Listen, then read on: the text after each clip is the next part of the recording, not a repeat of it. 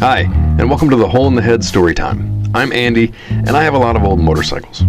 Some people in my life might say too many, but each one has its own little story of how it returned to service, sometimes after years of neglect. This podcast chronicles some adventures in the completely unnecessary pursuit of filling the garage with obsolete, loud, and smelly machines. Maybe you can relate. Welcome to Hole in the Head.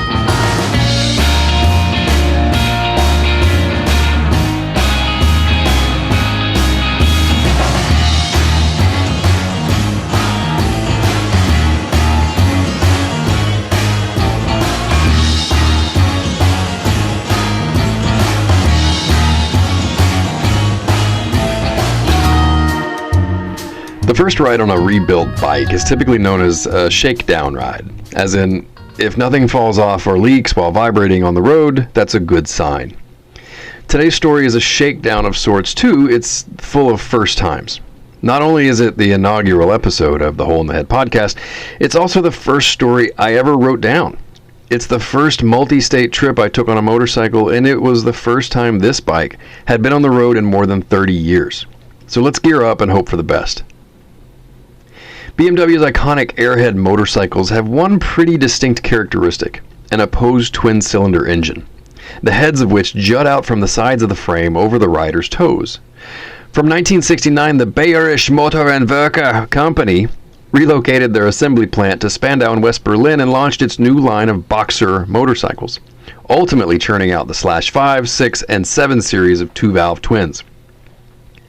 As a motorcycle noob, I had heard about the phenomenon of riding an airhead wherein, because of the piston's opposing momentums, the large flywheel's perpendicular rotation to the spoked wheels, which are driven by a spinning longitudinal drive shaft, there's a certain buoyancy or floating effect that happens at a particular RPM where everything sort of balances out.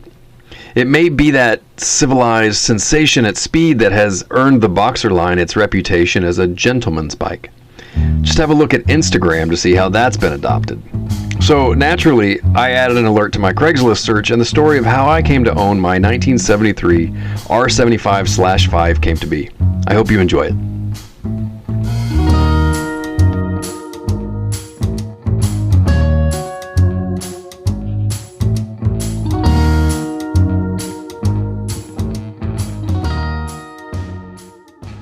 Christmas is the best part of my year. I've always loved it. I get homesick, I overspend on presents that people don't need, and I hang a shitload of lights in our living room. However, the bit I look forward to the most has really only evolved in the last few years since my wife and I moved to the West Coast. We lived in Northern California a while before moving to Seattle a few years ago. I grew up in Texas, and we go back every Christmas, no exceptions. At some point, my wife must have read in a magazine or saw some Pinterest board about all the wonderful things there are to do and see on a road trip between here and there, so it was pretty easy to convince her that we should just make the drive. What she failed to realize is that there's a whole bunch of Craigslist ads along the way, and the back of my truck can accommodate 2 or 3 motorcycles. So, as I made new friends and snagged some good deals, she would wait in the car and plot our next meal or any potential TJ Maxx stops along the way. She was a pretty good sport. By the 3rd year of this new tradition, I had a system of saving money, renting a U-Haul, and plotting a route that would maximize that hunt. Though, by that time, we had our new daughter and my old dog stuffed in the cab, and their collective impatience, plus a crappy ice storm in West Texas, would end the trip as a family affair. Since then, I just fly the ladies to Texas and do the trip myself. However, the last stop that year would become a longer journey than I had expected. The ad was for a 1970-ish BMW R75 in San Luis Obispo. The price was great, so I didn't hold much hope of beating out the LA hipsters from getting up there before we hit the road headed south. I started calling in early December. I left some messages, I sent an email and a couple texts, but never an answer from the seller. We left town, I called from San Jose, no answer. We passed Monterey, no answer. I called from the highway passing through San Luis Obispo, nothing. As we crossed into Arizona, my phone finally rang with an 805 area code. Tom was apologetic that he hadn't been able to answer my calls, as things were pretty busy for him. I told him I understood, and we started talking about the bike. It was a black Airhead. He didn't know much about it, except that it was his dad's, and it had been parked since he had gotten sick years before, unfortunately never riding it again before he died. The engine was stuck and there might be something living in the fairing, but a guy from LA wanted to come up in a couple of days, but Tom really wanted to speak to me first as I had been the first to reach out. I appreciated that. The first to show up with cash is usually the MO of Craigslist sellers. So I told him I was sincerely sorry to hear about his dad, and my hope was to just leave it as it was and get it running. I just want to ride the thing. And I think that struck a chord because he offered to hold it for me until we made our way back after Christmas, rebuffing the LA guy's offer completely. That was a relief. So now I could actually enjoy Christmas without obsessing. It's a rare, nice feeling when you feel like you can trust someone on their word, especially some Craigslist rando. So on the way back, the truck was full of presents and stuffed bellies, but I had a spot in the U-Haul ready for my new Bavarian friend. Once back in California, Tom met me at his house with his son, and they watched me give the bike a good once-over. One or both of the pistons were stuck, the seat was toast, the wheels were completely dried out, and the tank had some pretty rusty pinholes. But on the positive, it shifted through all the gears, and the keys were there, as was the original title, and some pretty sweet Wixom side cases. We made the deal, and as my family waited, Tom introduced me to his. Tom was a preacher, and he had a big brood. They were all so sweet and were excited that Grandpa's old motorcycle would be going to a new home. I said my goodbyes, loaded the bike, and closed the trailer. The rebuild would take another year and a half, with life and other projects coming and going, but both pistons were rusted in place, and after a couple months soaking in a PB Blaster Marvel Mystery Oil cocktail, it was only a 2-inch by 2-inch block with the help of a 10-pound sledgehammer that would convince them to budge. I learned the hard way not to force the exhaust nuts off the cylinders, but fortunately there is an enterprising young German machinist who builds custom clamps, therefore solving the rampant issue of stripped exhaust threads. The carbs may have well been dipped in maple syrup, but with a rebuild and some tenacity, they would breathe again. The day I got a backfire, I nearly peed my pants. But fortunately for my britches, a consistent spark was still elusive. The timing advance mechanism was pitted, and a hole had even rusted through the cam lobe, preventing the points from sliding smoothly and opening when they needed to. Here's where the universe aligned to inspire what I think is the most brilliant fix ever.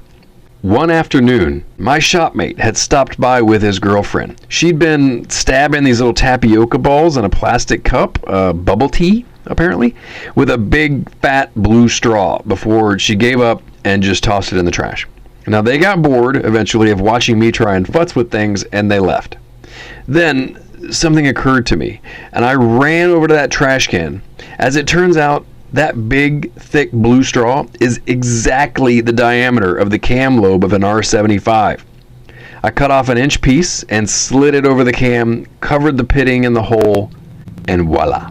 I set the gap and the timing. Chug, chug, chug, chug, chug, chug, chug, chug. It was nearly 1 a.m., and my wife did not much care for my good news, but I was very, very proud of that moment. In mid-May, we moved to Seattle. I squeezed a few of my smaller bikes into a giant rental truck, but the BMW would need to wait. My job still required some travel back to San Francisco, so I decided that the next time I went back, I would get a one-way ticket and then return to Seattle on the BMW. In June, I got on a flight with a pair of boots and a change of clothes. By the first night, I had the new tires on, the tank patched up, and also the new advance mechanism had come, replacing my bubble tea straw fix. I managed to get a few rides around the shop the next day, no more than 2 or 3 miles, enough to tune the carbs and retorque the heads. The aluminum Kickstarter lever cracked, of course, and a friend helped me weld it back to some usable state. It was coming together. It had to. I didn't have any other way home. My shop space was on Treasure Island, and if you're not familiar with the geography, there's a bridge in either direction. Go figure, it's an island. That meant that leaving it all was a commitment. The bike had better run. So, hoping that fortune did actually favor the bold, I got packed, loaded, maps set, geared, and nutted up.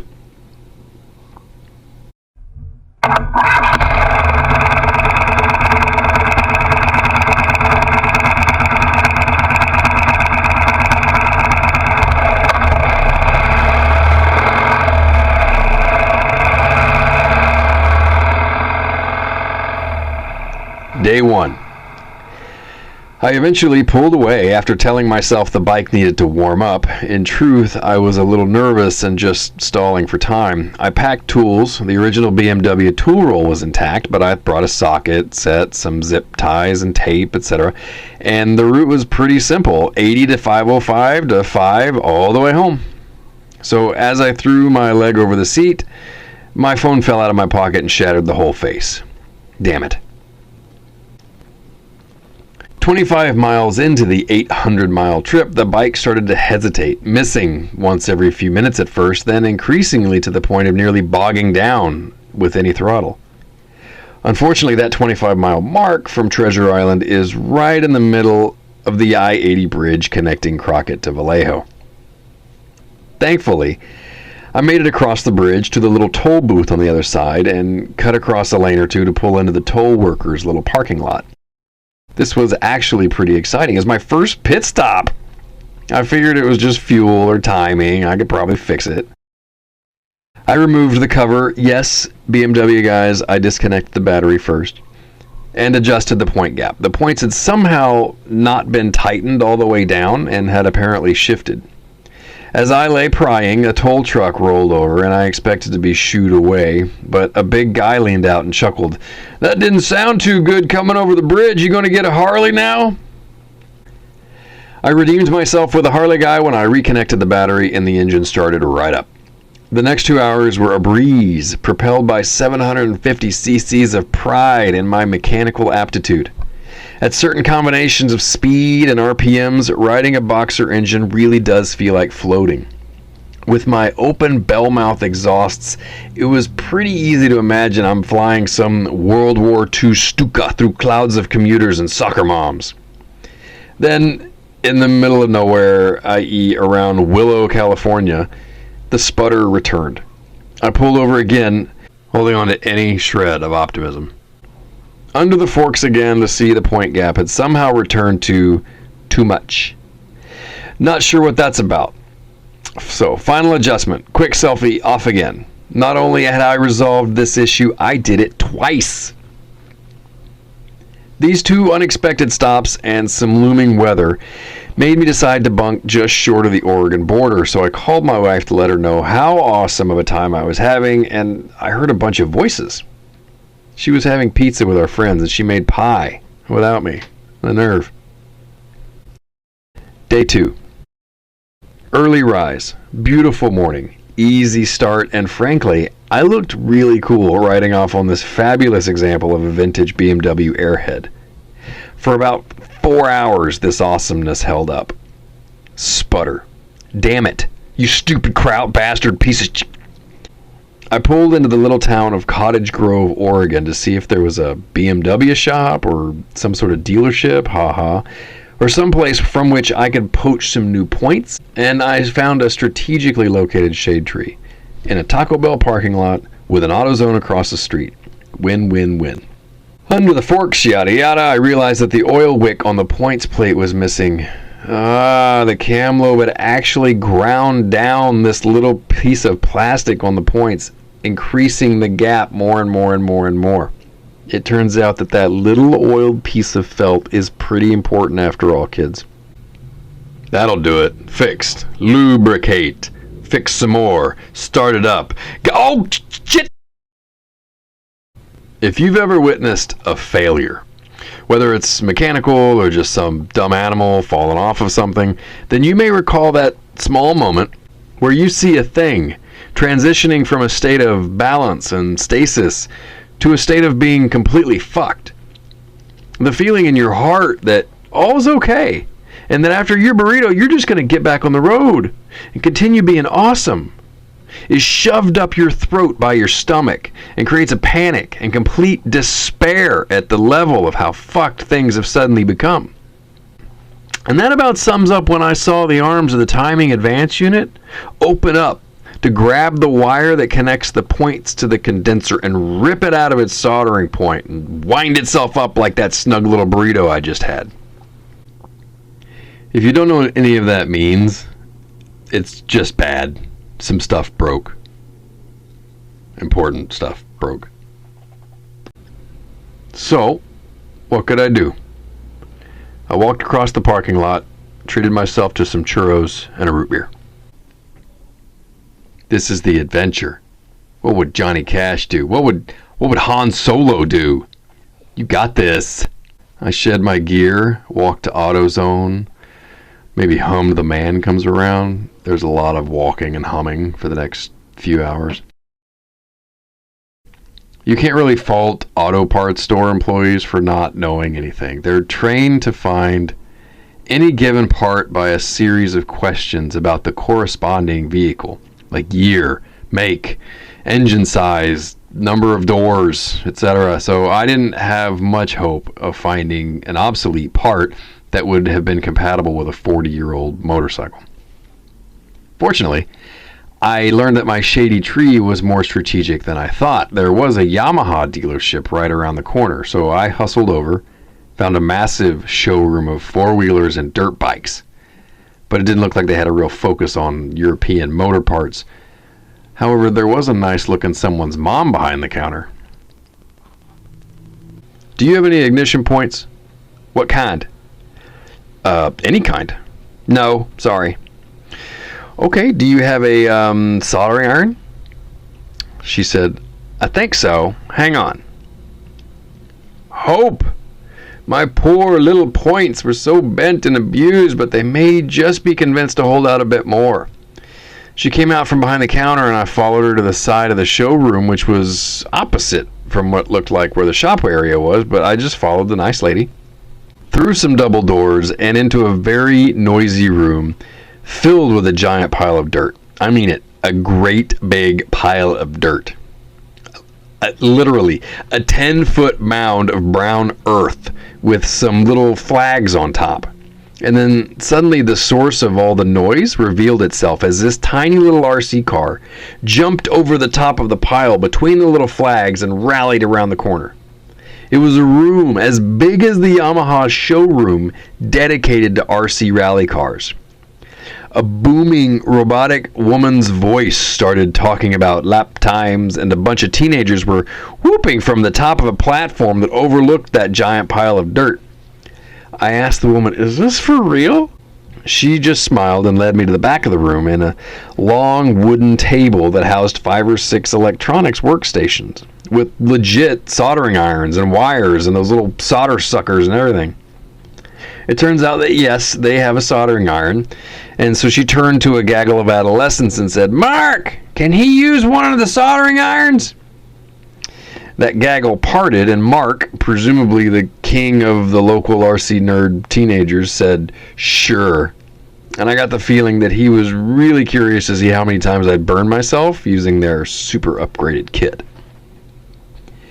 I managed to mend the points and splice the wire to some recognizable state, but didn't have much confidence in their reliability. Unburned, however, I thanked Mark and headed back to the bike, where I called my friend and bad decision legitimizer, Blaine. Now, Blaine knows a thing or two about a thing or two, especially about quick fixes to get one back on the road.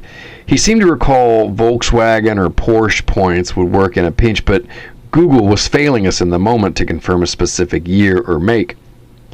Remembering how crucial that information would be for the aforementioned parts store employee. So, back to AutoZone. I took the old points with me and managed to convince them just let me dig around in an area roughly associated with ignition. I settled on some Porsche 914 points, roughly the same size and orientation as mine, and back to the bike.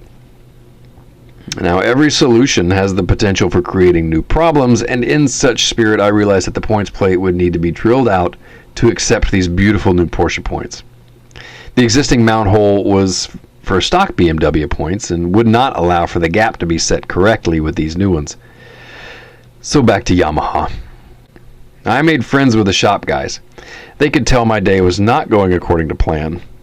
I also think they were curious to see if I'd ever actually leave their town, as this was the 3rd time in as many hours I had been in their building.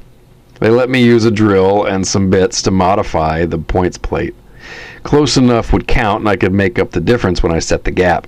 Now, with the points able to be mounted, the lead from the Porsche points was much shorter than I needed. The BMW points connect to the condenser nearly 10 inches away. So back to the RC Club. I had to interrupt Mark's entourage once more to see if I could use the irons again and if he had any wire that I could snag. He sneered another "sure" and gave me a spool of super thick neon pink wire.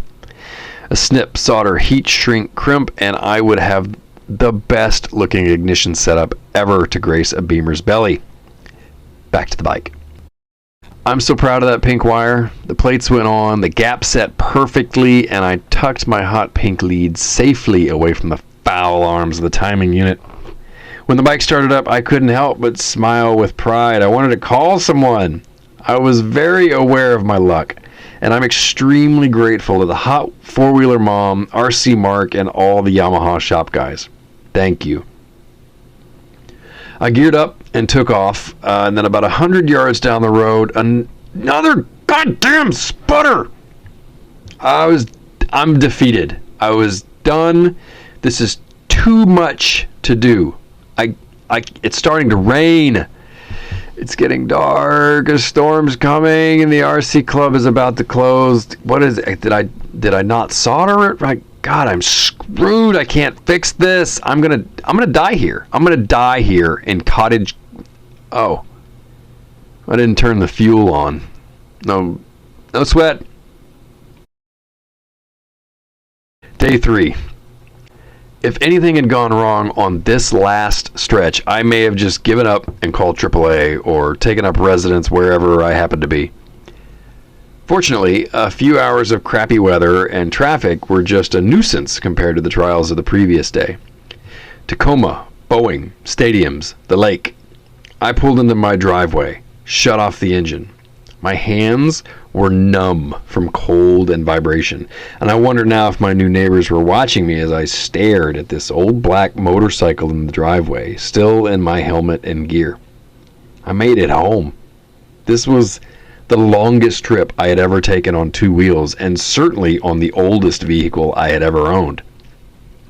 It dawned on me that this trip was actually the trial run for a bike that I had managed to resurrect. It was on a lift in pieces a month before, and then it was rotting in Tom's garage not too long before that. As I stared, I began to mentally pat myself on the back. That bike was dead, and I brought it back. It was broke, and I fixed it. Things went wrong, and I improvised a solution. I figured it out. I am totally getting laid tonight. The sound of the garage door opening must have let my wife know I was back, and as I pushed this magnificent machine into its new home, the inner door cracked open and my longing wife stuck her head out, smiled, and said, "Hey, before you shut the door, can you bring in the recycling?"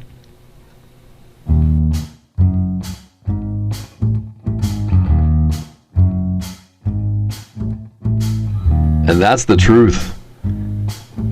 I hope you enjoyed this first episode of Hole in the Head. It's been a long time coming, and like many projects, it's been sitting on the proverbial lift for a few years now. Look for new episodes soon where I talk about times when I brought home other ridiculous bikes like the little trailer park Ducati or my orphaned Moto Morini. You'll also hear more stories about my accomplices. Hear about like when Blaine and I rode through the high deserts in Nevada with a herd of gazelle, or how Alberto likes to ride in the back of the van for some reason. Also, this show is about sharing stories, and I'd love to hear yours. I'm working on a message system, but until then, holler at me on Instagram at HoleInTheHeadMoto. I'm Andy, and thanks again.